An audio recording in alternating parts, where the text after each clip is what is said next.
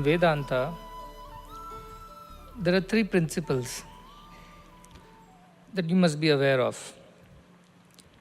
It is not necessary that you accept any of the principles of Vedanta if you don't understand it, if it doesn't make you feel comfortable till you have thought about it and understood it. You don't have to accept it at the face of it. This is the courage of truth. Only truth can speak like this. Challenge me. Only truth can speak like this. Falsehood will not go and invite people to challenge itself. Because it knows if it's challenged, it will get defeated. But Vedanta is such a truth, it's fearless. The people of Vedanta are called Vedanta Kesari. Vedanta Kesari means the lions of Vedanta. They have no fear, like a lion roams around in the forest without any fear. Whereas the fox and the other little animals, they're always worried. They're always fearful. Lion has no fear. So those who learn Vedanta become like lions. In the sense, within themselves there is no fear. And Ashtavakra tells this very nicely in his Ashtavakra Gita at some point in time. He says, Nirvasanam harim drushta, by seeing the lion who is desireless, Vedanta will teach you to be desireless at the end. Because all desires will be fulfilled when you are yourself God. Where is any more desire left for you? When that kind of lion is seen, Tushnim Vishayadantinaha, all the elephants of your senses and the mind become quiet. Just like when a lion enters the jungle, all the elephants become quiet.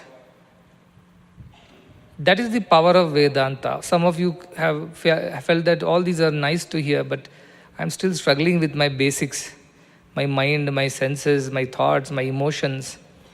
When is that all this is going to be applicable to me? You have to remember, you have to have faith that all this is true.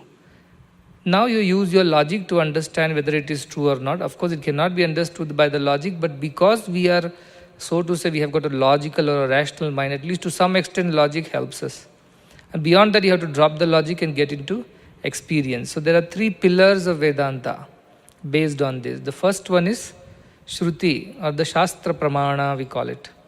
Shruti means all that which is written in the scriptures. It's also called Shastra Pramana, the things that are described in the scriptures. Shastra, Pramana, whatever has been said over there. That is the first step. So that is what we are doing right now. We are trying to understand Shruti, we are trying to understand the Shastra Pramana. The second part is called Tarka or Yukti. Tarkavada or Yukti. Yukti means you use your brains now. Just don't listen and accept it. Now use your brains to understand whether what is being said is true or not. Swami says you are not just the body. There are 5 things within you, not one. Now you think for yourself. Sit down and think, am I 5 or am I just 1? And slowly you will start, as you keep discriminating, like the sun. The ray of the sun looks one color or colorless. But when it passes through a prism, it splits into several colors. Then only you realize these many colors existed within the ray of the sun. Similarly, within us exist these layers, these different faculties exist. That you will come to know with a little more logic. Body is there, then there is prana is there, prana and mana is there. Mana, within that there is a vijnana, or the discriminating buddhi is there. Within vijnana there is an experiencing thing is there. The experiences get stored there. And beyond that is my existence. I am all of this, yet I am none of this. Like many pictures on the screen is all the pictures, yet screen is none of the pictures. So you'll not just get it like this. You heard it and you said, yes, I have understood. No, you have not understood. In Kenopanishad, the teacher teaches the disciple. So he gives 5 examples. It is that which mind cannot think of, but by which mind thinks. It is that which ears cannot hear, by which ears hear. It is that which eyes cannot see, but by that eyes get to see. It is that which tongue cannot taste, but that tongue only speaks or tastes. Like that he gives example. Electricity, computer, hardware, clock, time. All this is just at the logic level, at the level of Tarka, the second step of Vedanta. Only it is Tarka or Yukti level. Third level is there, which is called Anubhava, or the experience. your own experience of the truth. Till then, your education is not complete. You have learned the scriptures, you have read and understood the meaning of the shlokas as it is to be understood, very good. Second, you applied Saturn, applied logic. Am I one or am I five? Am I the sixth one? Am I the whole? Am I part? All these logics you apply. Say, probably what Swami says is true, that there are 5 parts to me. If I clearly demarcate them, carefully I demarcate them, I can see there are 5 things. The body that I think I am, the prana which runs the body, a life force. Beyond that is a mind which thinks. Beyond that is a buddhi which discriminates. Beyond that there is an experience of whatever I do through this body, mind, prana and buddhi. There is an experience. So if I carefully segregate, there are 5, like a light passing through the prism reveals that there are 7 different aspects to it, Vibgyor. Like that, you understand that you have several aspects to your personality. You are just not one. You look like a one whole, but there are several aspects. And beyond that is your true existence, that which contains all the 5. That is also you, like the screen that contains all the pictures. And ultimately you realize that alone is you. All the other things are not you, because all the other things came when you were born in this earth. And once you die, all the other things will disappear. So do you disappear after this? Nayamasti iti chayike. This is the question Nachiketa asked in the beginning. These 5 exist, I understand, but I am supposed to be the 6th one, or I am the only one.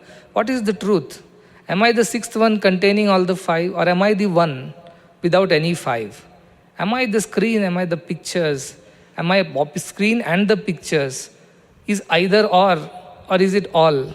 These are the questions Nachiketa was troubled with. He was not able to understand that question, and that is why he came to Yama, because he said, you alone know this, you alone know the truth.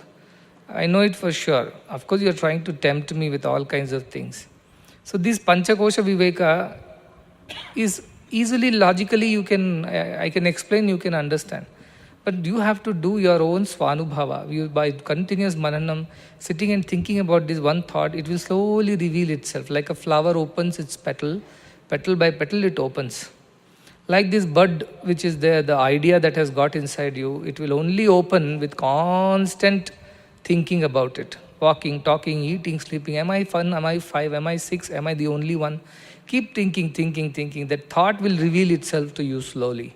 So Vedanta is learned like this. By borrowed money, nobody becomes rich man. Many people borrow money, buy car, houses. Did they become really rich? Look at the outside, they may look rich. Inside they all know this is all loaned, borrowed stuff.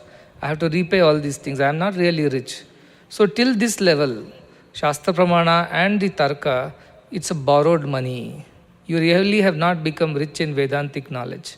This is borrowed knowledge. When will it become your own knowledge? With Anubhava alone, it will become your knowledge. That is the time when you have really become rich. Otherwise, you are only a person who has borrower here. That our knowledge is still not yours. It still belongs to the Kathopanishad, it still belongs to the Rishi there, it still belongs to Nachiketa, it still belongs to Adi Shankara. But it does not belong to you. Only it becomes yours when you have experienced that knowledge. So far, whatever you have learnt, the idea that the world is temporary, therefore Nachiketa asks for higher things. This knowledge should become yours. It means you should feel like that here onwards. Yes, I do understand world is temporary, but then what is wrong in getting a watch and a phone and a little car and then a little house and then you have not understood this. At the logic level, it has remained. Yes, logic is there, of course, that so many people are born, they die, they get things, they become happy, next day they become unhappy, the new desire emerges, they fulfill the new desire, they become happy, third day another desire comes, and life goes on. So you have observed this, you have used the logic. But when you apply the logic on yourself, that's when Anubhava begins. But Anubhava is when you apply and try to understand within yourself. That third step is the most important. That is also, you can say, Shravanam, Mananam, Nidhyasanam, another way of putting it. Shravanam means whatever is said, Shruti, heard, you hear it. Then Mananam, Tarka, sit down and meditate on that idea, give logic, argue within your head. Try to get some sense out of it. Don't simply accept it. Adi Shankara said, don't simply accept it, ask questions. And then finally, he comes to say that you understand it through your own experience. So whatever you have learned so far, I have not even started on the Atma Vidya side. We have only understood a few things, like we should be observant, we should be Shraddhavan, like Nachiketa, we should not get angry in certain situations, we should try to see what is the opportunity in adversity, and then go and not just think about ourselves, we should ask about everybody else's welfare. And then even those who have done wrong to us, we should be compassionate and kind to them. And from there, Nachiketa's perseverance and determination to know the truth, and nothing less than that. And from there, Nachiketa's ability to discriminate between temporary and permanent, and choosing the permanent over the temporary, Shreya over the Preyo, that ability. From there, we go further to understand that Yama has also agreed that this is the right method and there is no other method. He fools us by giving us all kinds of worldly things so that we are bound by him, and he continues to do his job. And then finally, Yama explains that all this logic of Brahman does not make sense. So then why this second step of logic? Because logic is to understand that logic is not enough. And experience is required beyond this. That is why logic has to be understood. If you want to know what is a sweet, you should also know it is not salty. Otherwise, next time something is given salty, how will you know how to define? So you know both the things of life. If you don't know cold, you don't know what is heat. If you don't know darkness, you don't know what is light. If you don't know sickness, you don't know what is health. If you don't know sorrow, you don't know what is happiness. Likewise, unless you get the logic, you will never know that this logic is not enough for this. So that's why the second step in Vedanta is to get the logic right. Go logically, one step by step by step. But logic alone will not let you know this. Logic will tell you only intellectual understanding, like borrowed money with which you have gone and bought a car. You are really not the owner of the car. The car is on a loan, like that this knowledge is on a loan. Till when? Till logic level. When it becomes experience level, then the car becomes yours. Then you have paid off the loan, and now you are owning the car truly. Like that, unless you experience this logic, there is no point. Your education, your knowledge is not complete. It is still borrowed knowledge from the books. But Vedanta is so confident. Shankaracharya is so confident. Vivekananda is so confident. He says, ask, demand answers, argue, debate. Vedanta is so confident that it can answer any question, provided you have an open mind, not a closed mind. You have only come to prove that you are right and everybody else is wrong. Then nobody can help you. Sattva buddhi should be there. Pure buddhi should be there. Then your efforts will be paying off. You will understand the knowledge through your experience. So the third step is the experience, Anubhava. These are the three pillars of Vedanta, like the tripod. First is the Shastra Pramana, second is Tarkavada or Yukti, Shruti, Yukti, and then Anubhava, Swanubhava, by your own understanding, or we call it Aparoksha Anubhava, by your own direct experience of the knowledge. Fire is hot, everybody says it, but till you have gone and put your finger, you never completely know that it is hot. Even a child has been taught by the parents, see, this is fire, Shruti, Shastra. Then, second thing, it is hot. Why it is hot? See, water is boiling on the fire, that is why it is hot.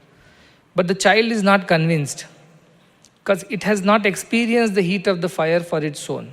So even though mother says fire is hot, water boils on it and don't go near it, yet what the child will do? Somewhere, some point in time, with a candle, with a matchstick, with a flame, with something, everybody has burnt. Now we all know what it is to be burnt by fire. So then only the knowledge that fire is hot and it burns becomes yours. Till then the knowledge belongs to your mother. The day you put your finger in the fire, that is when it gets burnt, and then you know this is painful, this is burning sensation. Likewise, all the knowledge of Vedanta that you have achieved so far in terms of knowing what is right, what is wrong, and also logically applying that, yes, whenever I chose the wrong thing, I always suffered. Immediately there was peace and nice happiness, but later when I got caught, I only suffered. And even if I was not caught, within me there was a fear that was always lurking. I was not able to completely be happy myself. Somewhere deep down a fear was there. What if it's found out? And then I am always suffering within. So you understood Shreya, Preyo, all this is making sense. Because you have experienced these in your life. But now onwards, what we are going to understand, many of you might not have experienced it at all. And that's where now the trouble will begin. That he will start describing now Atman and its nature. So far what you did, what you are not that logic has been told to you. You're not the body, you're not the prana, you're not the mana, you're not the vijnana alone, you're not even the experience ananda. You are behind that, beyond that. You've not easy to understand. What it is, now it is beginning. And it's very subtle. That is why it says, Nahi tarkyena pramanat. Subtler than the subtlest it is. With logic alone, we cannot get it. Here onwards, experience must start coming in. If you are not experiencing this knowledge, then it is like undigested food, which will not add energy but only add pain to you. Therefore, now onwards, you have to become even more observant, even more sharp, even more determined. Otherwise, here onwards, Kathopanishad will not make any sense to any one of you. So what is this? This far only was difficult. Now it's getting even subtler, because subtler than the subtlest it is. It's going subtler and subtler, deeper and deeper now. So we have studied yesterday, he said that this one, tam durdarsham gudam anupravishtam guhayitam gavareshtam puranam adhyatma yoga adhigamena devam matva dhiro harsha shoko jahati. Two subtle points are there in this. One, durdarsham, it is difficult to see because it has gudam anupravishtam. It has gone deep inside somewhere and hiding somewhere. And guhahitam gavareshtam puranam, it has gone covered. Guhahitam means it's gone inside a cave and now it's covered. And gavareshtam, where it is staying right in the middle of all the misery, it means right in plain sight, like spot the hiding object, hidden object. That is the game. It's rare in front of you, but you cannot see it. Therefore, it is hidden. It is hidden, it does not mean that you have to dig a hole in your chest and find out where it is. Not finding like that. It is there in plain sight. Yet we don't see it, therefore it is as if it is hidden inside a cave. But truly it is not hidden anywhere, it's everywhere. Like a person, a grandfather who keeps his spectacles on his head and searches for the spectacles everywhere. You know the story, it's on his head. So has the spectacle gone hiding somewhere? Has the spectacle gone into a deep cave, into a hidden place where it cannot be seen? No, it is right there on his head. Unfortunately, he doesn't know it, therefore he thinks it's gone missing. That is guhahitam gavareshtam puranam. It is there, right on your head. You don't know it, that's why you are searching for it, and you think it has gone hiding somewhere. Now you can't find it. It's as simple as that. This whole Adhyatma Vidya is as available to us as the spectacle on our head. The only problem is that we are not able to see it directly, and everybody else knows it and they are laughing at it, but we are not able to understand what's going on. If only we put our hand on our head, then we realize here is a spectacle. Likewise is the problem of Adhyatma Vidya, is hiding in the plain sight. But though it is very much there in front of our eyes, because we are unable to see it, therefore it is hidden. Otherwise it's not hidden, it's open to everyone. When a Jnani entered a room, he said, what are you seeing over here? They said, like if I ask you, what are you seeing? You say, I am seeing the table, I am seeing the chair, carpet, you, me, everything else. What else? I am seeing the light and bulbs and the thing.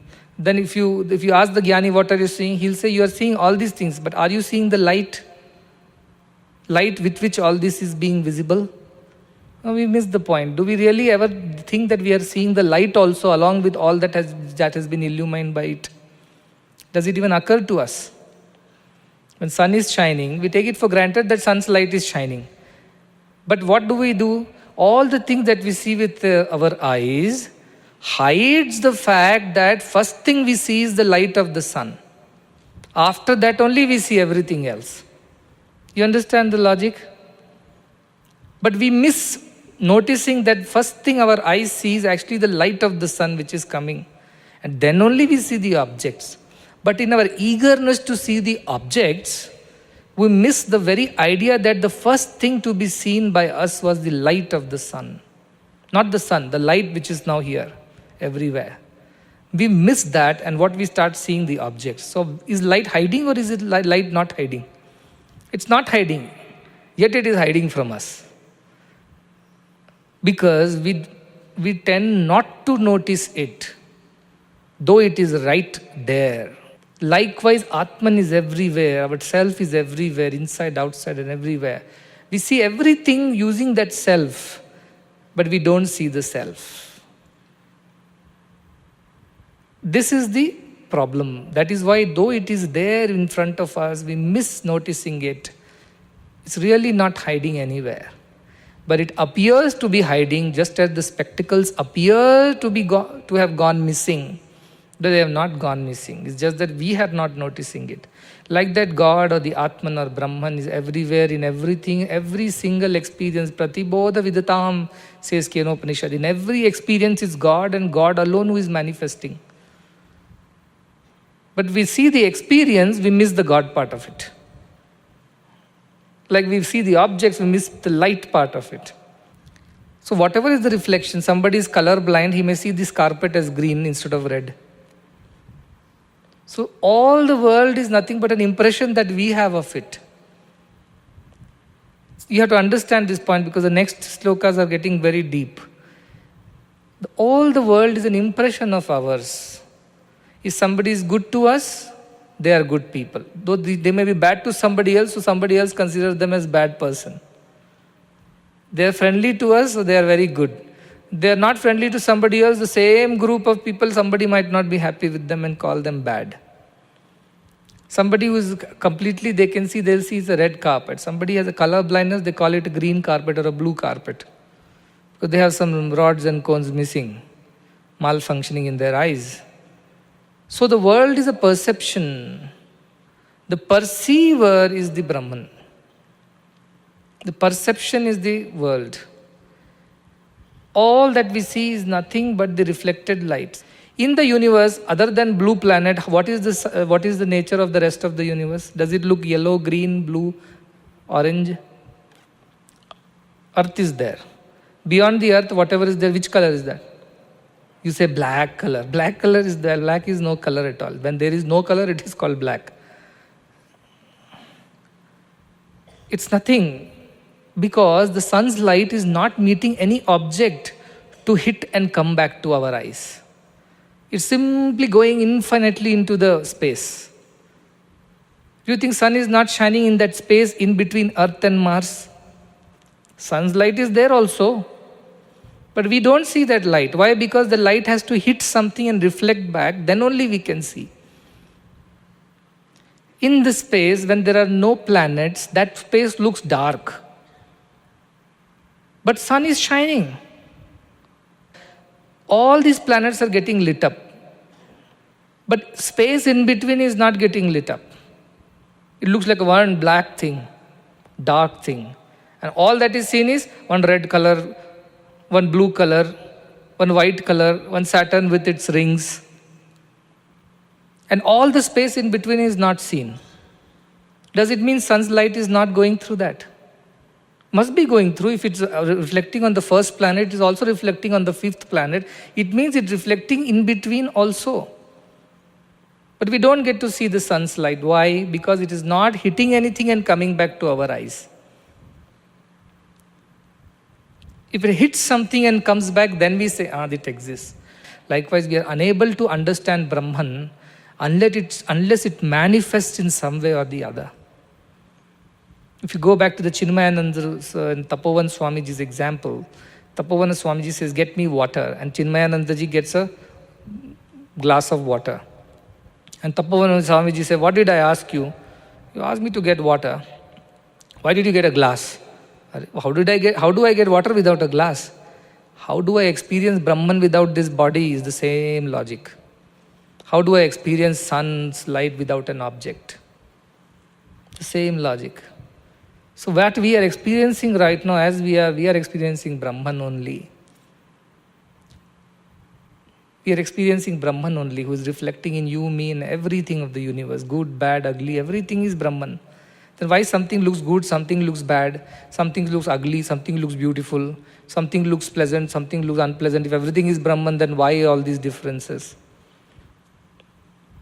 Like the light of sun, which has no color of its own, when it passes through a colored glass. In old churches, temples, houses, bungalows, we'll see the color glass will be there in the windows or doors. Then when the light comes through that, what happens? It looks like a red color light or a blue color light, or even you put a bulb. Now we have got this warm white bulb. Suppose we put a blue bulb here.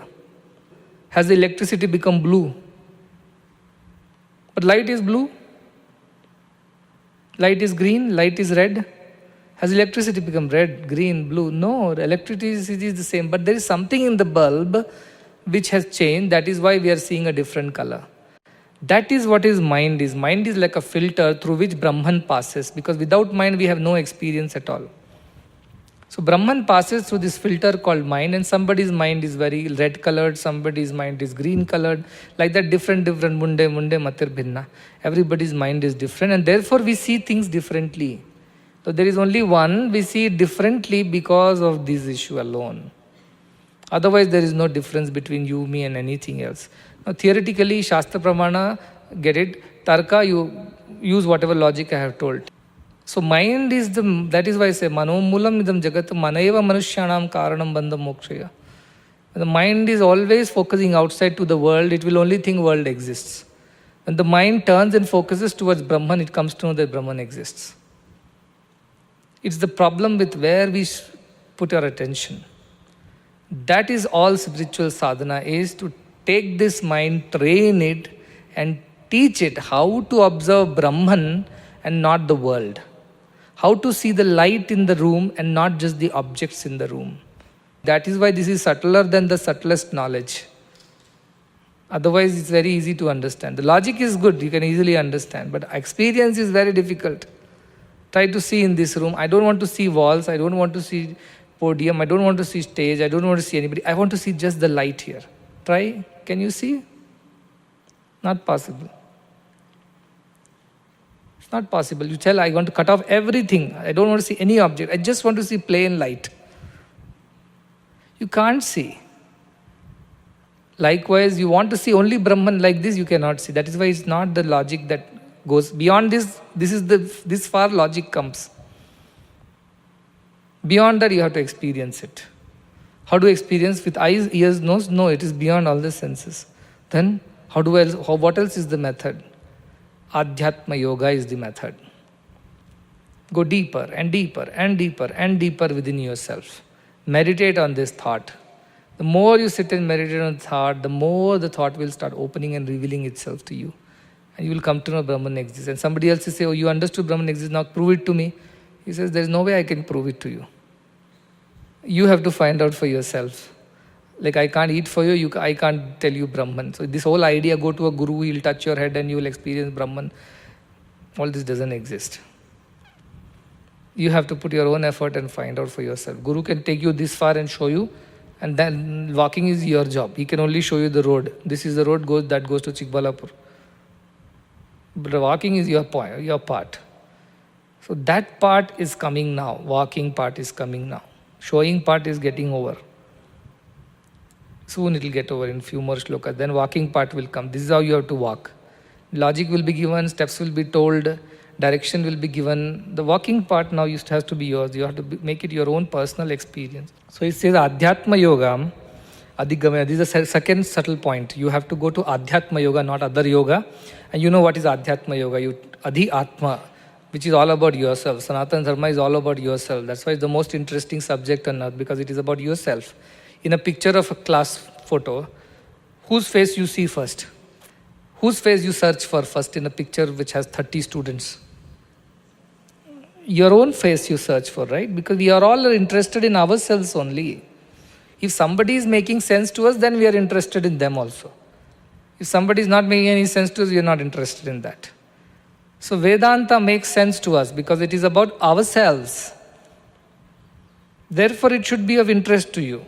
If you're not developing an interest in Vedanta, it only means you have no interest in seeing yourself in the class photo. It's as stupid as that. Because Vedanta is about you. All the other religions, Karma Kandas and Bhakti Kanda is about somebody else. Karma Kanda is about the society or the things around. Bhakti Marga is about God above, high in heaven. But Jnana or Vedanta is about you. Therefore, it is very important subject. This is one subject that you must know, without which no use of knowing everything else. And knowing this, what happens? Both Harsha Shoko Jahati. See the very, very key word this is. Shoko Jahati, understandable. If you pray to God, your sorrows will be destroyed. Very good. And if you do these yajna yagas, you will attain more happiness. Understood. It is saying both happiness and sorrow, both concepts get destroyed here. In this level. At lower level, you do things to gain things. Ayush Homa, Kubera Homa, all this. And you'll become happier, you think. And another thing, you want to pray to God to save you from this trouble, that trouble, so your sorrows will be destroyed. That is the other way. Two things we do everything for, dukkha nivritti and sukha prapti. Those are left below now. They are lower level experiences. Now he is talking about a new experience. What is this new experience? Neither happiness exists nor sorrow. Now this is something we have never experienced. Either we are happy or we are experiencing sorrow. It has never been that we are experiencing neither. Yes, it is. When you are in deep sleep, you are experiencing neither. So you say, I don't know what it means. You know, yet you don't know. You know because in deep sleep you have no sorrow, no happiness. Yet you don't know because you are unaware of it, like the spectacles on your head, like the light in the room. You are unaware of it. It is there, yet it is not there for you. So this idea of no happiness, no sorrow does exist within you. Every night you experience it when you go to sleep. The truth is that it does exist. You are not aware, so what? Spectacles are there on the head. Everybody else is seeing it. You are not seeing it. Likewise, this idea of both happiness and sorrow coming to an end, by neither you're excited in happiness nor you're depressed in sorrow, is a concept getting introduced now. So far it was about happiness. Gaining happiness and getting rid of sorrow. Nachiketa Agni. Now what is coming? A state where neither happiness nor sorrow, both won't exist. What kind of state would that be, you will wonder, because there has never been a time when you have not experienced either of these. In fact, most of the time it is the sorrow that you experience and in bouts of happiness here and there in the world. Asukam, this lokam they talk about, Krishna says, Anityam asukam lokam. Prapyamam bhajasvamam. When you are entering this world, there is a board on the world. Welcome to the world full of misery and temporariness. And therefore remember me, and that's the only way to save yourself. So in this world where only sorrow exists, what do people do? They are looking for a world where only happiness exists. Just the opposite. Heavens. Heaven is where happiness is, we read yesterday. Shokadiko, modate swargaloke. Oh, I heard people are very happy in the swargaloka. In this loka, people are always unhappy. Their desires make them unhappy. So their earlier efforts was to get rid of this loka, which is unhappiness loka, and go to a loka which is happiness loka. Now we are talking about another state of existence where neither there is a pursuit of happiness nor there is avoidance of sorrow. Neither the effort of dukkha nivritti nor the effort of sukha prapti. Such a place we are talking about. Does it even exist is the first question. That is why Nachiketa asked, does it even exist? Ayamasti iti eke, nayamasti iti cha eke. Does such a thing exist as no happiness and no sorrow, an absolute neutral state? Those answers are coming up now, and each shloka is so deep. You have to really, the more you think, the more you'll understand how deep it is. Next shloka, 13th. Etat shrutva samparigrahya martyah pravruhya dharmyam anumetamapya samodate modaniyam hi labdhva vivrutam sadma nachiketa sammanye. So our Yama goes on praising Nachiketa. He's still praising him. You remember from the last time, I never seen somebody like you. May I have more and more people like you, he says. Bhuyan Nachiketa Prashta. Let there be people who come like you. Unfortunately, I only find people who are asking me for this and that. Nobody is asking me for Brahma Jnana. So when Swami makes a statement, I keep giving you what you ask so that one day you will ask for what I have come to give. This is what it is. I keep giving money, job, wife, children, health, happy, all whatever pleasures, education. So that one day you will reach a place when you say, enough Swami, you have given enough and more, I don't need more than this. Please give me finally what you want to give me. So you gave me what I asked you to give me. Here I am ready, please give me Swami what you want to give me. That state you have to reach, then only this Upanishad will make sense. So further Nachiketa is being praised by Yama, and what does he say? He said, Etat Shrutva. He says, after listening to this, this thought that Brahman exists and this is how he exists and all that, samparigrahya martya, carefully, samparigrahya means carefully analyzing. Martya, an ordinary person also, a mortal also, carefully analyzing the nature of the world, carefully analyzing the nature of this idea, thought, etat shrutva, after hearing this, pravruhya, what happens? Segregates and understands, grasps it. Grasps what? Dharmyam anumetamapya. Dharmyam, this idea. Dharma means not the dharma of doing, non-doing. This particular knowledge is called dharma. This particular knowledge, which is anumetamapya, which is like a atom, understanding an atom structure. That is how this is so very subtle. Having heard this, having understood it, having analyzed it and grasped it, though it is very, very subtle, what he says, samodate modanam hi labdha. The one who does that, samodate, becomes happy. Because modaniyam him labdva, he has attained the highest thing that can give happiness. See, in this world we cannot attain happiness. So this loka is not he's talking about. Then Swargaloka says that Swargaloka exists for those who do good things and then finally go and enjoy happiness. So what he is telling here, that the one who understands this knowledge and expands it, modate, he is always happy. In Swargaloka, happiness is temporary. You will come back to the Bhuloka again and then you are born again. Somebody asked me a question, whether what happens after the Swargaloka? Nothing, you come back again to earth and continue your life and again you go to Swarga or Naraka, the cycle repeats. So everybody's effort is to get rid of this cycle. So he says that is when you understand Modaniyam Yulabdha, the most enjoyable thing, the most pleasant, the nicest thing you have attained. Therefore you will also become full of happiness and joy, knowing that particular thing. And what does he say? Vivritam sadma nachiketa sammanye. Vivritam sadma means the doors open. When you go to somebody's house, they have to open the door from inside. They have bolted it from inside, not from the outside. Therefore, you knock on the door and the door opens, as Jesus says. Knock and the door shall be open. But here he says that you don't even have to knock. Once you understand this and analyze completely and choose the right over the wrong, the doors naturally open. Like in airport, when you walk, nobody is standing. The doors simply part. They observe your presence and that infrared detector, it immediately detects that you have come and opens the door. Like that, these doors just open automatically for whom? For a person who has understood this knowledge. And he's praising Nachiketa that you are one such Nachiketa. For you, the doors are opening. See there. To enter this knowledge like that, he is telling Nachiketa, this Yama, I understand that you are a person like this who have carefully understood, discarded that which is temporary and choosing that which is permanent. Here the doors of Brahman are opening. It's a symbolic way of telling that you are being welcomed into the new world of no sorrow, no happiness, or permanent happiness, whichever way you want to put it. Nachiketa, he's been listening to Yama for far too long. He's lost his patience. First you waste my time tempting me, then you waste my time praising me. So he says what?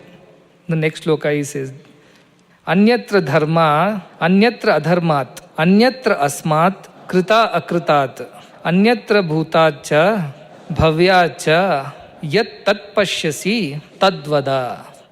So simple meaning is anyatra dharmat, anyat adharmat. Dharma is different, adharma is different. This is above dharma and adharma. This is different from krita akrita. Krita means done, which deeds are done. Akrita is the reason for which is done. This is called karana and karya. Reason, cause and effect. This is beyond that I know. Anyatra bhutacha bhavyacha. It is beyond the past or the future or the present. Basically covered all the three time cycles and says, that if you know, tell me about that. Stop wasting my time teaching what is good, what is bad. Stop wasting my time teaching this is the reason for that, that is the reason for this. That which is beyond both the reasons and dharma, adharma, good, bad, teach me about that if you know that. This is a very sukshma thing. Most of the people in the world are stuck with dharma and adharma. Aren't we? All the religions have been designed to teach us what is good, what is bad. Good you do, you attain punya and therefore you will attain swarga. Bad if you do, you attain narka or you will suffer with papa. This dharma, adharma has been stuffed into our head by all the religious people. From our parents to our teachers to police, law and order. Everybody has filled our head with this idea that two things exist, dharma, dharma. And if you do this, you get this. If you do that, you get that. Means if you do good, you'll go to heaven. If you do bad, you'll go to hell. This idea has been stuffed in our head for far too long. So is it a right idea, wrong idea? The question is that you may ask. So it means that I don't have to bother about it. No, you have to bother about it. But bother about a little more than this, not just this. Just don't bother about whether you pass or fail. Bother about whether you have attained the wisdom, attained the knowledge. That is more important. Don't be a mugpot. Your idea of education is not to pass or fail.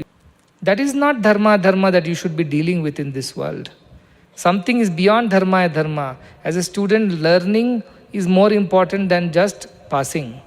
So it's like you study, you pass, that is dharma. You fail, that is adharma. No, beyond passing and failing, the very experience of learning is also existing. Many people get very good marks, but ask them 2 questions after the exam, nothing they can answer. Because they've just mugged and vomited it. That is how this dharma is going on. Do this puja, do this punya, go to Tirth Yatra, donate this much, you will attain punya. You did not do the Ekadashi Vrata, you ate this on that day, you use the left hand instead of the right hand. Papa for you. This is how my psychology has been controlled for ages. And we just get stuck in that. Passing and failing becomes important and learning goes out of picture.